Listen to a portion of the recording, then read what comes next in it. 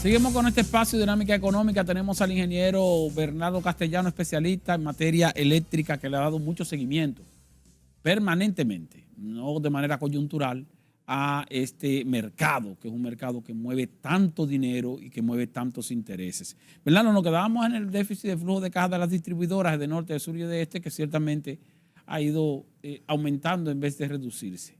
Ahora, quiero hablar del presupuesto programado para este año. Este año el gobierno presupuestó originalmente alrededor de 53,000 millones de pesos para cubrir déficit del sector eléctrico. Sin embargo, en el presupuesto complementario anunció que aumentaría 34,000 millones de pesos adicionales por un asunto de aumento de los precios de los combustibles, la situación del gas natural, del carbón mineral. Pero eso entonces estamos hablando de 87,000 millones de pesos, que son alrededor de 1.600, 1.700 millones de dólares. Creo que estaríamos rompiendo récord en gasto, en gasto de subsidio para cubrir déficit en el sector eléctrico este año. Mucho más que los años anteriores, donde el propio gobierno decía que había gastos extraordinarios. Pero definitivamente, o sea, este año va a ser un año récord, porque ¿qué pasa?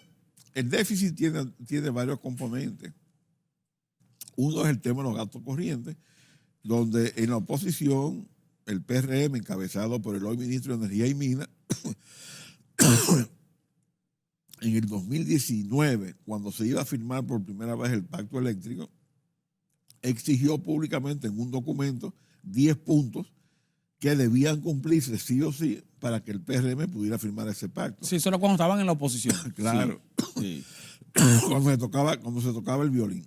Entonces, ahí, recuerdo, el punto 7 o el punto 8 de esas exigencias, sí, decían que en este país no se podía hablar de aumento de tarifa eléctrica hasta tanto los gastos corrientes, o sea, los gastos operativos de las distribuidoras, que no tienen que ver con pago el pago de la factura de los generadores, sino es básicamente el gasto de nómina operativo y el gasto en materiales para la operatividad del día a día de la distribuidora, los contadores, los cables, en fin, todo eso, hasta que ese gasto no fuera el 10% de los ingresos de la distribuidora, aquí no se podía hablar de aumento de tarifa. Entonces, cuando tú llevas ese 10% en términos anualizados sobre los ingresos de la distribuidora, tú te encuentras que en el momento que el PRM hace esa exigencia, los gastos operativos, los gastos corrientes de la distribuidora eran alrededor del 25% de los ingresos. O sea, las distribuidoras estaban tirando al zafacón, a un hoyo negro financiero, cerca de 200 millones de dólares al año. Pero este gobierno, a partir del 16 de agosto, si bien es cierto, ha reducido en términos netos alrededor de 1,000 empleados en la distribuidora, lo que sucede es que los que llegaron nuevos, llegaron la gran mayoría con mejores condiciones salariales que lo que había en el pasado. Ellos han hablado mucho de nominillas, de pagos no registrados, y dicen que ahora eso desapareció, pero no hay ninguna evidencia de que eso haya desaparecido. Tomando en cuenta el monto de los gastos. No, y sobre todo porque ellos hablaron de nominillas, pero nunca presentaron nada de nominillas. Sí, entonces, de repente, tú te encuentras que las empresas quebradas, porque las distribuidoras son empresas que técnica, económica y financieramente están quebradas, sí, porque una empresa que cobra alrededor del 60% de sus gastos, operativamente no funciona. Eso funciona porque el Estado le hace la transferencia. O sea, lo que cobra la distribuidora todos los años apenas cubre el 60 o el 70% de la compra de energía de los generadores. Pero entonces se inició el proceso de ajuste de la tarifa sin que se hayan reducido los gastos operativos de la distribuidora. Bueno, entonces, ¿qué pasa?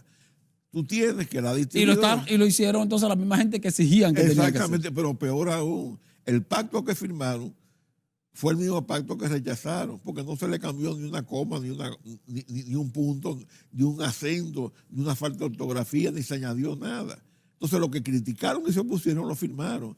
Y tú te encuentras poemas que escribía en la oposición mi querido amigo Toñito Almonte, donde justificaba la negativa a firmar el pacto. Y sin embargo, tuvieron la oportunidad de incorporar ellos unilateralmente esos 10 puntos que plantearon en la oposición y no lo hicieron. Entonces, obviamente, del pacto raudo y veloz, como el pacto habla de un ajuste de tarifa, que no necesariamente es lo que ellos aplicaron, eso sí lo cumplieron, trataron de cumplirlo inmediatamente.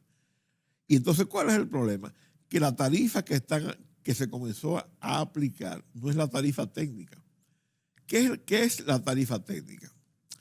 En el sector eléctrico tú tienes 3 componentes esenciales: generación, transmisión y distribución. La transmisión y la distribución son monopolios naturales por región o por zona de concesión. En el caso de la transmisión, es el único actor que tiene incidencia a nivel nacional, y en la distribuidora hay 3 regiones de distribuidora. Como son monopolios naturales, su precio o su margen de intermediación es regulado ¿por quién? Por el regulador del sector eléctrico, que es la superintendencia. ¿Con qué? ¿Por qué? Para evitar que ejerzan un abuso de poder de posición dominante frente a los clientes. Entonces, ese monto de cuál es su margen de intermediación entre lo que compran y lo que venden es regulado. En cambio, entonces ahí no hay competencia. Entonces, en cambio, ¿dónde hay posibilidad de competencia? En la generación. Porque en la generación, las posibilidades de competencia están establecidas si tú haces licitaciones para que la distribuidora contraten esa energía.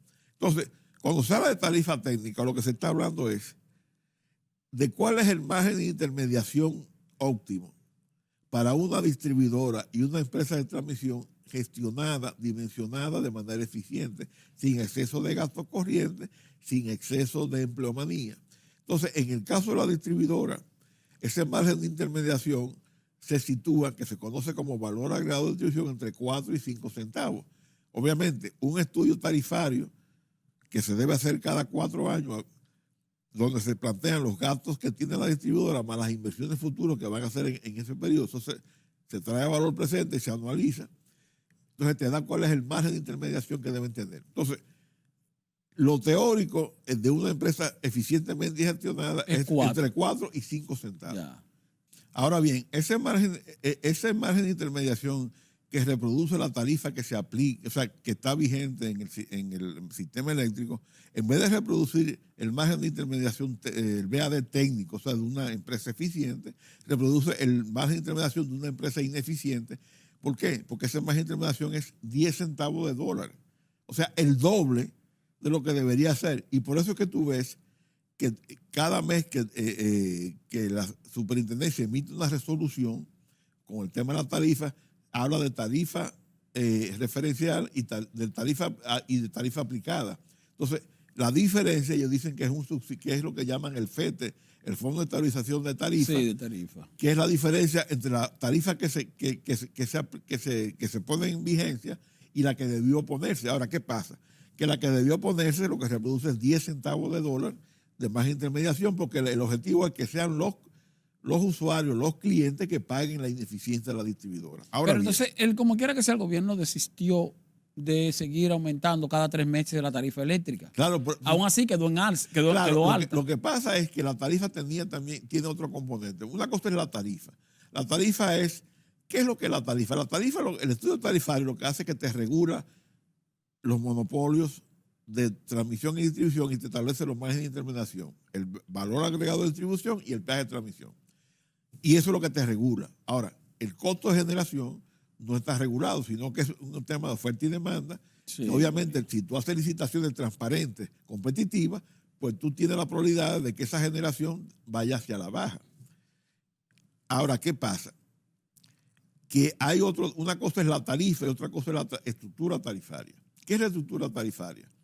La estructura tarifaria no es más que los diferentes pliegos tarifarios que hay, por ejemplo, para el sector residencial, que es la baja tensión 1 o BTS 1, el sector comercial, que es la baja tensión 2, BTS 2, la tarifa industrial y las tarifas que son de medición, que tienen medición de media tensión diaria, horaria, etc. Ahora, ¿qué pasa? Que en las estructuras tarifarias existen, sobre todo en la BTS 1 y en la BTS 2, existe lo que se llama un subsidio cruzado en la tarifa. ¿Qué es un subsidio cruzado en la tarifa? Que el que más consume energía en un mes paga un precio por kilovatio hora más caro que el que consume menos. Entonces, los mayores consumidores subsidian a los menores consumidores.